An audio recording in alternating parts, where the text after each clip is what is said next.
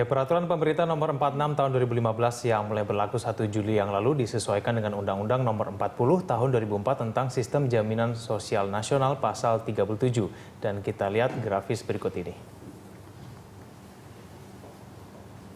Pasal 1, manfaat jaminan hari tua berupa uang tunai dibayarkan sekaligus pada saat memasuki usia pensiun, meninggal dunia atau mengalami cacat total tetap.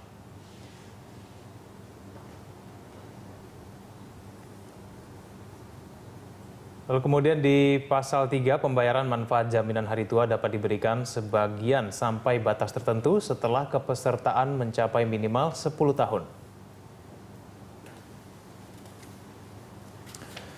Ya, kembali kita lanjutkan dialog. Saya kembali langsung ke Mbak Rika. Mbak Rika, menurut Anda ini aturan baru ini menguntungkan atau merugikan rakyat sebetulnya? Jadi ini bukan persoalan aturan barunya, tetapi kita lihat dulu undang-undangnya. Ini kan peraturan pelaksana itu turunan dari perintah undang-undang. Ada undang-undang yang namanya Undang-Undang Sistem Jaminan Sosial Nasional, di mana negara wajib menjalankan 5 jaminan. Jaminan kesehatan, kecelakaan kerja, pensiun, hari tua, dan kematian. Tahun 2004 dikeluarkan, tidak dijalankan 10 tahun oleh pemerintah SBY, maka harus ada undang-undang susulan, yaitu undang-undang tentang badan penyelenggaranya. Disebut dengan Undang-Undang Badan Penyelenggara Jaminan Sosial. Diputuskan ada 2 badan penyelenggara. Pertama adalah BPJS Kesehatan menjalankan jaminan kesehatan, yang kedua adalah BPJS Ketenagakerjaan menjalankan 4 jaminan kecelakaan kerja, pensiun, hari tua, dan kematian. Nah, kapan mereka menjalankan? Jaminan kesehatan 1 Januari 2014 dan semua peraturan turunan harusnya selesai 1 tahun setelah diundangkan untuk jaminan kesehatan.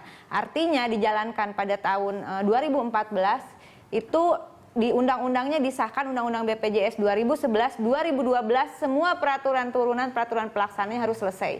Tapi diselesaikannya adalah 2 minggu sebelum jaminan kesehatan beroperasi tahun kemarin.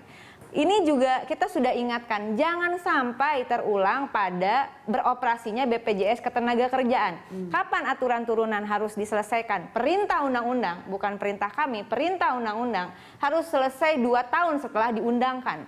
Diundangkan adalah pada 25 November 2011, maka harusnya selesai semua peraturan, 3 peraturan turunan, peraturan pemerintah tentang jaminan kecelakaan kerja dan kematian, peraturan pemerintah tentang jaminan hari tua, dan peraturan pemerintah tentang jaminan pensiun harusnya selesai 25 November 2013. Kapan dijalankan? 1 Juli. Dari 2013 ke 1 Juli ada cukup waktu untuk sosialisasi. Tetapi kemudian pada masa pemerintahan SBY ini tidak diselesaikan. Nah, harapan kami ya, waktu itu masih sering komunikasi sebelum jadi presiden dengan Pak Jokowi. Ini adalah salah satu yang memang dari PDI Perjuangan didorong. Jangan lupa jaminan sosial. Nanti 1 Juli 2015 itu adalah momen sejarah bagi Republik ini, karena untuk pertama kalinya jaminan pensiun akan dijalankan bagi seluruh rakyat. Ada jaminan hari tua yang diambil sekali pada memasuki usia tua, pasal 37 tadi Undang-Undang SJSN yang sudah disebutkan. Ada jaminan pensiun, jaminan pensiun tiap bulan. Jadi bukan cuma hanya PNS aja. Semua rakyat yang bekerja semenjak beroperasinya BPJS Ketenagakerjaan 1 Juli, maka dia masuk pada sistem jaminan pensiun. Mau dong punya pensiun, ya kan? Masa PNS aja yang punya pensiun? Sementara PNS itu uang pensiunnya dan gajinya juga memang dia dipotong dari gajinya juga sama. Tetapi kan sebetulnya sumbernya adalah uang rakyat yang ada di APBN. Nah, sekarang rakyat yang bekerjanya sendiri membayar pajak, masa tidak ada jaminan pensiun? Nah, maka ini diputuskan. Namun sayangnya, padahal sudah masuk dalam kontrak politik ketika Presiden Jokowi menjadi calon presiden, ya. Saya ya kebetulan yang mengejar-ngejar sampai 3 hari supaya mau menandatangani, namanya Piagam Perjuangan Marsina. Salah satu aja mengenai jaminan sosial, termasuk jaminan pensiun di dalamnya. Ditandatangani di atas materai, dan harusnya ini menjadi prioritas. Tetapi kemudian ternyata peraturan turunan itu baru ditandatangani 29 Juni, dijalankan 1 Juli. Ini adalah sebuah perubahan sistem yang besar. Tidak bisa BPJS Ketenagakerjaan sulap, ya, nggak mungkin. Dan kalau saya sudah melakukan investigasi kecil-kecilan ke beberapa orang yang ada di BPJS Ketenagakerjaan yang dulu jam sostek, ya dengan 1 Juli ditetapkan sebagai BPJS Ketenagakerjaan, maka jam sostek nggak ada jalanin lagi. Baik. Saya tahu bahwa BPJS Ketenagakerjaan pun belum memegang peraturan turunan ini. Baik. Bagaimana Anda bisa beroperasi? Itu pertanyaan saya. Nah, berarti apakah menurut Anda ini terburu-buru begitu sampai nggak ada sosialisasi? Tidak terburu-buru, memang tidak dikerjakan ya. Kan tenggat waktu sudah jelas.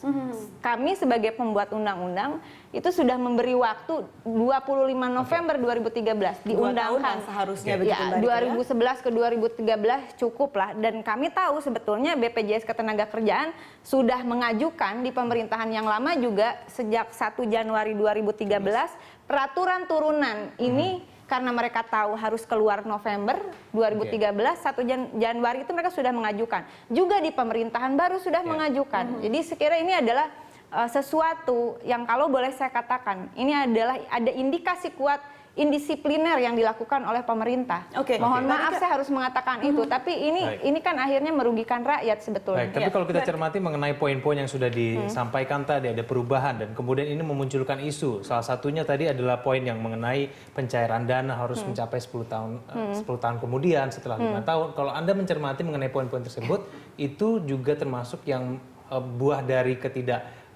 bekerjanya pemerintah atau itu perintah undang-undang. Perintah undang-undang SJSN pasal 37 ayat 3. Tadi kan sudah ada ya, ayat 3. Ketika undang-undang dibuat harus dijalankan. Untuk dijalankan butuh peraturan pelaksana. Problemnya adalah ada di peraturan pelaksana. Nah, ini juga harus ada hal yang memang kemudian kita pikirkan. Kalau di sana dikatakan bahwa di negara manapun jaminan hari tua ya memang sebetulnya bisa diambil di hari tua. Ketika undang-undang SJSN ini dibuat di tahun 2004 itu dengan persepsi bahwa sejak 2004 kemudian katakanlah dijalankan 2015 udah berapa tahun tuh? Ya 11 tahun. Sudah harus ada persiapan sistem dari pemerintah manapun untuk memulai ini dengan baik. 11 tahun saya kira cukup waktu ya. Mbak Rika kan tadi mengatakan ini menarik nih, saya mau nanyakan ke Pak Agus, kan menarik seharusnya 2013 selesai. Alhamdulillah akhirnya selesai di 2015. Namun sayangnya jaraknya tidak terlalu jauh dari pelaksanaannya. Nah, kalau dari pihak BPJS sendiri Pak Agus, apakah memang harus setelah ditandatangani 29 Juli 2015 akhirnya harus langsung dijalankan di 1 Juli atau bagaimana Pak? Atau bisa mungkin dimundurkan untuk perintah undang-undang 1 Juli. 1 Juli. Berarti tidak bisa. Berarti sebagai pelaku begitu tidak bisa melakukan apa-apa karena regulasi. Nah, kalau kembali ke Mbak Rika, menurut Mbak Rika harusnya bagaimana? 2 hari apa cukup untuk Nah, oleh karena itu menurut saya begini, setiap undang-undang itu dan peraturan turunan prinsipnya ya, kalau kami di PD Perjuangan selalu dikatakan tegak lurus kepentingan rakyat. Ketika ini kemudian tidak tegak lurus, membuat persoalan rakyat malah jadi rumit, kan berarti ada persoalan. Nah, persoalannya apa? Kita harus mulai nanti tanggal 6 ya, tanggal 6 akan ada rapat Komisi 9 dengan BPJS Ketenagakerjaan dan Menaker akan datang ke DPR. Nah, apa yang bisa kita lakukan? Undang-undang sudah mengatakan demikian. Ini persoalan kami di DPR bukan tanya, ini setiap rapat kita kejar tentang peraturan turunan. Nah, apa yang harus dilakukan? Persoalan jaminan hari tua ini, karena itu undang-undang 2004, 11 tahun yang lalu ya, berarti ya 11 tahun yang lalu. Nah, artinya kan sudah ada dengan asumsi kalau dijalankan 2015, atau berapa tahun kemudian ini sudah dipersiapkan prasyaratnya. Nah, ternyata kan tidak terjadi dengan apalagi kondisi ekonomi seperti ini. Yang harus juga dipikirkan adalah klasifikasi dari pekerja itu sendiri, status kerjanya. Ya, kalau dia memang di PHK, dia dapat pesangon, betul. Tadi kami sempat diskusi. Tapi kalau dia resign atau dia tenaga kontrak, seperti banyak pekerja media juga di ruangan ini, kontraknya 2 tahun gitu ya, kemudian untuk masuk ke pekerjaan berikutnya, dia kan mengandalkan JHT untuk bertahan hidupnya. Nah, bagaimana dengan kondisi seperti ini? Tentu tidak bisa dipukul rata gitu. Baik. Saya kembali kepada Pak Agus. Pak Agus, sejauh ini bagaimana, meskipun tadi ada permasalahan mengenai tanggal harusnya berlaku maupun saat ini 2015, Sejak itu diberlakukan pada tanggal 1 Juli sampai sekarang, ini respon yang diterima oleh masyarakat kan mereka mencermati mengenai poin perubahan tersebut, khususnya mengenai 10 tahun itu. Nah, bagaimana kemudian BPJS menanggapi permasalahan yang kemudian ditanggapi masyarakat secara luas, khususnya mereka membuat petisi itu, Pak, penolakan terhadap kenapa harus pencairan lewat 10 tahun dan kemudian tidak 100%. Nah, itu bagaimana tanggapan dari BPJS? Ya, pada prinsipnya saya mungkin juga ingin menambahkan sejak kami menerima mandat Undang-Undang 2011, kami langsung menyiapkan, tentu fokus kami adalah yang kontrolable dalam menyiapkan kapasitas organisasi untuk bisa mengemban mandat ini seluruhnya. Dan kami nyatakan kami siap untuk melakukan itu. Namun hal yang uncontrollable tentu tadi peraturan pemerintah. Memang betul, Bu Rika tadi katakan kami berasumsi ya karena sudah menerima berita dan itu sudah ditandatangan dan isinya draft sesuai draft, kami asumsi itu dilaksanakan. Dan karena tidak ada pilihan bagi kami, undang-undang perintahnya 1 Juli harus dilaksanakan. Ya memang yang kami nyatakan, kami ya minta maaf atas keterbatasan kami untuk melakukan sosialisasi. Tapi terkait dengan sekarang Bapak apa yang mau disosialisasikan kalau peraturannya belum Bapak pegang? Kalau dari segi undang-undang tadi, undang-undang sistem jaminan sosial nasional, kami sebenarnya sudah melakukan sosialisasi.